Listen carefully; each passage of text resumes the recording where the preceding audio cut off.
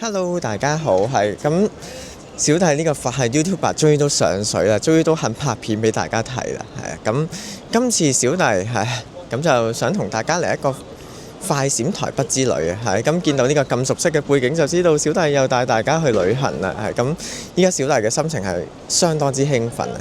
咁台北呢個地方雖然細細地啦，但係有好多好嘢食喎。咁今次小弟咁就想同大家嚟一個喪玩喪食台北之旅嚟一個小小地嘅快閃台北咁事不宜遲，我哋就即刻出發啦 ！Let's go！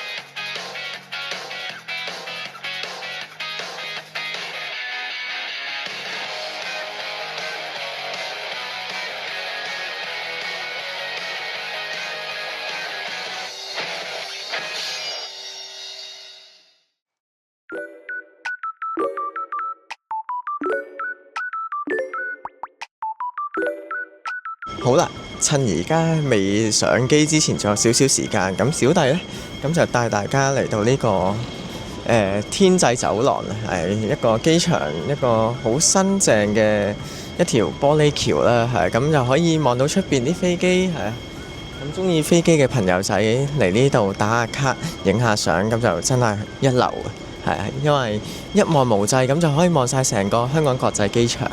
咁啲飛機就會喺呢個地板玻璃地板下邊經過嘅，跟住沿住個滑行道啦，咁就出到去跑道嗰度，咁就起飛咯，咁今日天氣好好啊，咁成個香港國際機場都見到晒，好靚好靚。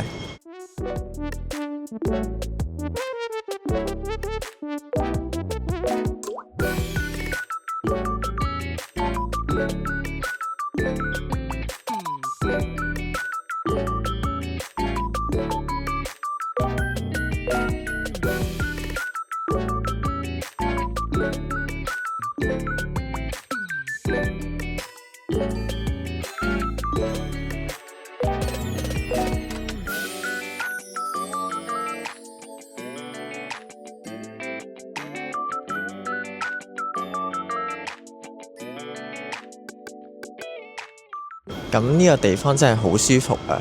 咁如果未嚟過嘅朋友仔，又咁啱你又出去旅行啊、公幹啊，又會搭下飛機嘅話，大家不妨提早少少時間，預早少少時間咧入到嚟禁區呢個天際走廊呢度行翻一轉啦，因為呢度打卡真係幾靚嘅今次嘅 trip 嚟講呢，好多都係小弟嘅第一次啊！咁第一次坐廉航啦，跟住第一次一個人搭飛機咁好興奮啊！咁依家我就行緊去閘口，咁今次上機嘅閘口就喺522咁應該要坐啲巴士出去外邊，跟住再接駁上去飛機嗰度嘅咁我哋行啦。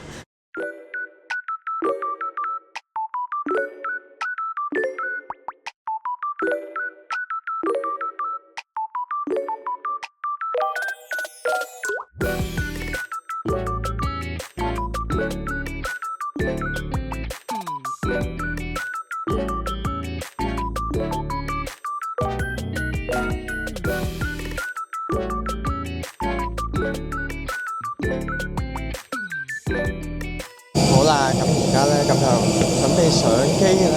咁呢一架就係我哋今日坐嘅飛機Hong Kong Express。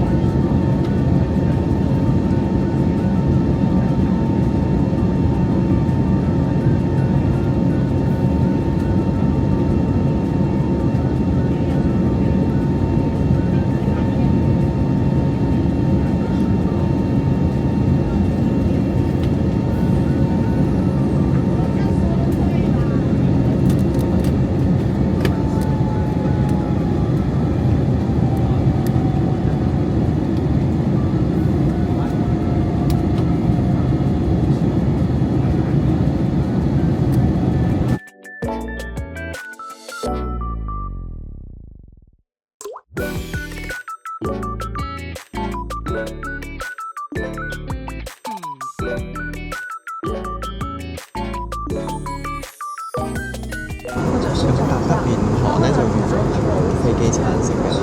咁小弟咁就好食好啦，咁就喺康泰士嗰個網上面咧，咁就預訂咗港式嘅魚蛋同燒賣套餐，咁呢個套餐就有檸檬茶送嘅，咁600零蚊其實都幾抵食啦，因為始終係飛機上面食嘅呢啲唔同嘅，即係非一般嘅港式小食。咁而家就同大家開箱，咁就俾大家睇下呢個港式小食套餐係點嘅樣㗎啦。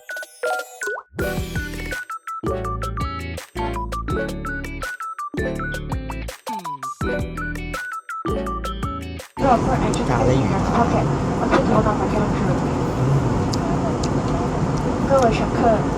喺高空上面食呢啲港式小食真係特別好味。重點係咧，如果你隔離嗰啲咧係冇得食咧，但係自己喺度食嘢，個感覺真係好爽。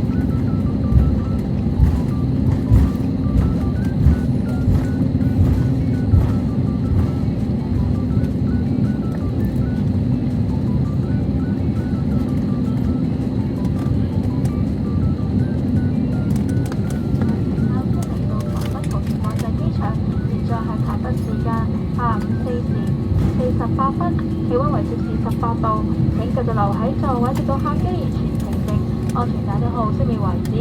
一陣記得小心搭下行李櫃，以免物件跌落嚟。記住你搭機嗰陣記住攞齊所有隨身物品。特別係小乘 HK Express，我哋好快可以喺下個歷程同你再見面，多謝。好啦，咁說時遲那時快啦，咁經過個零鐘頭嘅飛機，終於到台北啦。咁依家就去會合我阿哥先，因為我阿哥一早就到咗台北嘅，基本上係。咁而家咁就坐捷運係，咁就去同我阿哥會合咗先，等陣再見啦。嚟到台灣咁就一定要試下有金福喜抽獎，咁就有部 iPad 啦。睇下好冇彩抽到啦，冇啊，冇獎抽，抽唔到，冇抽獎運，算啦，依家去食嘢醫下個肚先。依家會合咗我阿哥之後咧，咁要好快啊，因為約咗7點鐘喺老乾杯，但係而家已經7:05啦，係已經遲到咗5分鐘啦。依家我哋要用一個急步嘅步速行過去，係小弟已經出晒汗咁滯，已經行到有啲頂唔順，係咁為咗等陣嘅燒肉，係咁就豁出去啦。終於都行到嚟中山站附近，所以係好旺啊！呢度係好多商店啊、食肆啊，係啊。咁而家行緊去我哋目的地老乾杯。好啦，終於都坐咗入嚟呢個老乾杯呢度啦，係咁啱啱就嗌咗啲嘢食啦，係咁嗌啲和牛啊，係好期待依家。我哋啲和牛到咗啦，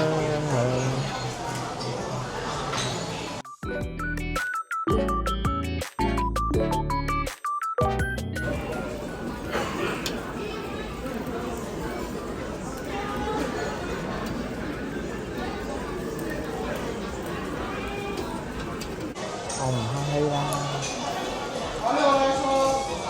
呢一個係和牛夾住啲蘿蔔蓉啊！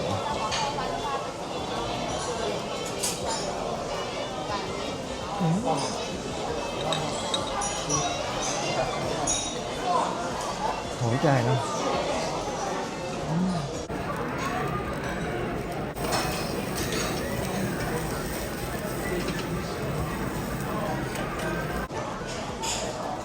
跟住就試下呢個上等牛五花，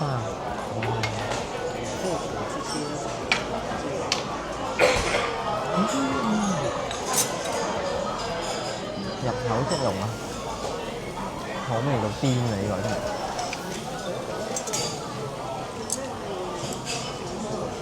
啲和牛嗰啲油脂喺個口度啷下啷下。呢度咧老乾杯有一樣好就係有鮮人服侍，係咁又包保唔會燒衰啲肉啊，係確保每一嚿和牛咧都啱啱好啊燒到。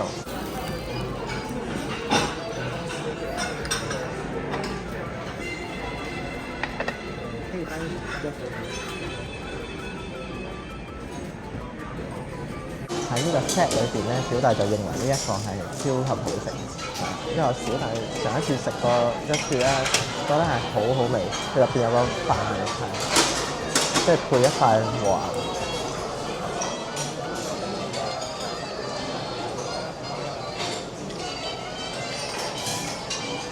牛，超正佢個燒汁。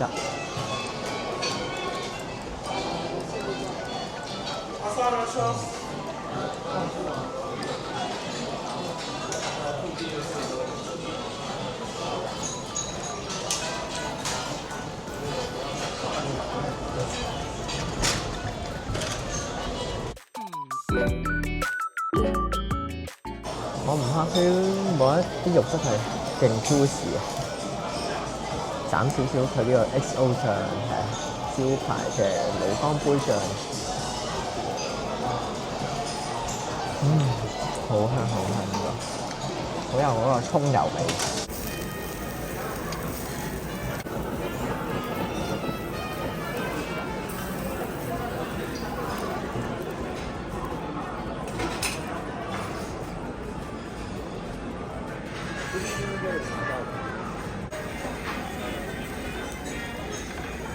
望下呢個啲肉咧，入邊就係粉紅色嘅。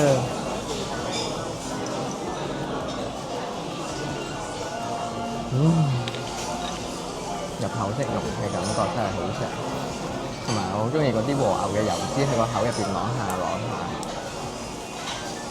好好味。好啦，啱啱咁又食完呢個老乾杯係，咁真係超正嗰啲和牛係。咁大家嚟到台北啊，嚟到台灣咧，都一定要試下老乾杯係。咁佢啲和牛真係好正，最緊要有專人服侍係，咁就唔會燒和啲和牛啦係。咁件和牛都入口即溶，同埋佢啲油脂真係好豐富啊！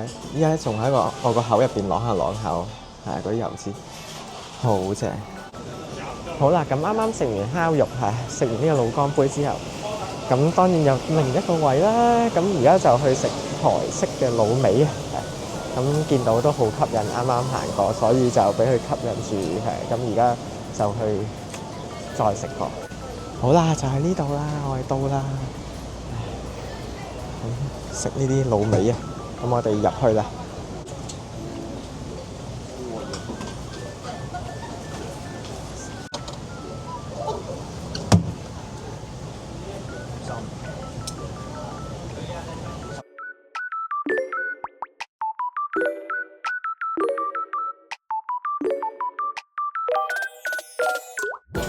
好啦，依家又食第二餐啦，咁樣食呢個台式嘅滷味。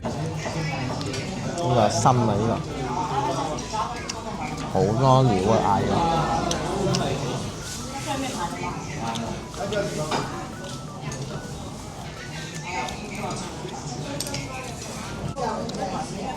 呢啲豆皮啊、枝竹啊呢啲超正，因為索咗佢個滷水汁，係好入味。好正，好 juicy 嘅呢個。好啦，咁今集咧就差唔多啦，咁期待下一次出片啦，係啊，咁下一集小弟再帶大家喺台北裏邊飲飲食食，係咁下一集我哋再見啦，拜拜。